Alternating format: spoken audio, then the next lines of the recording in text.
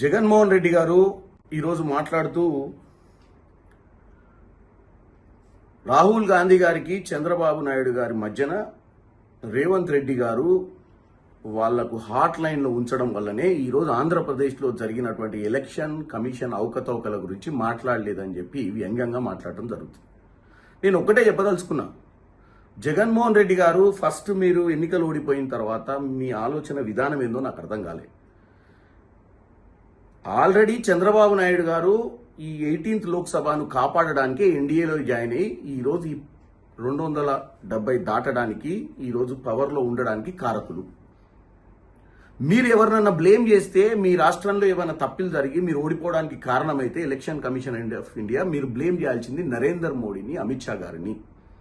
మీరు వారిని బ్లేమ్ చేయకుండా రాహుల్ గాంధీ గారి ఇంటిగ్రిటీ గురించి మాట్లాడటం చాలా ఆశ్చర్యకరంగా, చాలా హాస్యాస్పదంగా ఉంది.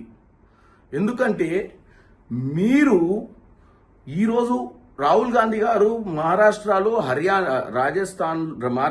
హర్యానాలో, బీహార్లో, కర్ణాటకలో జరిగిన విషయాలు ఎందుకు మాట్లాడుతున్నాడు? అవి కొన్ని ఎగ్జాంపుల్స్.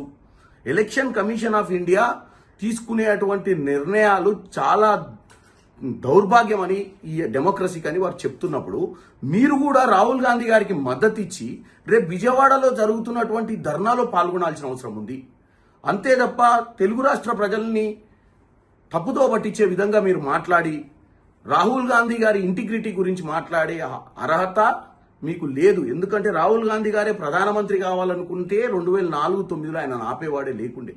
కానీ ప్రజా సమస్యల మీద పోరాటం చేయాలని ఇలా ఆయన ఈ ఎలక్షన్ కమిషన్ ఆఫ్ ఇండియా మీద పోరాటం చేస్తుండు. ఈరోజు రాజ్యాంగంలో ముఖ్యమైనటువంటి స్తంభం ఎలక్షన్ కమిషన్. ఈ ఎలక్షన్ కమిషన్ ని నిలదీయకపోతే నిన్న మీకు అన్యాయం జరిగింది, ఇక్కడ కేజ్రీవాల్ గారికి అన్యాయం జరిగింది, రేపు ప్రతి ఒక్కరికి జరుగుద్ది. ఆయన చేసే పోరాటం ఒక్క రాష్ట్రం కోసం కాదు, ఆయన చేసే పోరాటం దేశ వ్యాప్తం కోసం చేస్తుడు. కాబట్టి మీరు ఈ తప్పుడు స్టేట్మెంట్లు బంద్ చేసి వాస్తవాలు మాట్లాడుకుంటా మీరు భయపడకుండా నరేంద్ర మోడీని, అమిత్ షాని ఎదుర్కోవాల్సిన అవసరం ఉంది. మీరు వారిద్దరి గురించి మాట్లాడకుండా వారి మాటలు ఎత్తితే, వారి గురించి మాట్లాడితే మీకెక్కడన్నా ఇబ్బంది అవుతుందేమో మీ కేసుల విషయంలో అని చెప్పి మీ యొక్క ఆలోచనతోటి మీరు మాట్లాడేది తప్పని తెలియజేస్తున్నాను.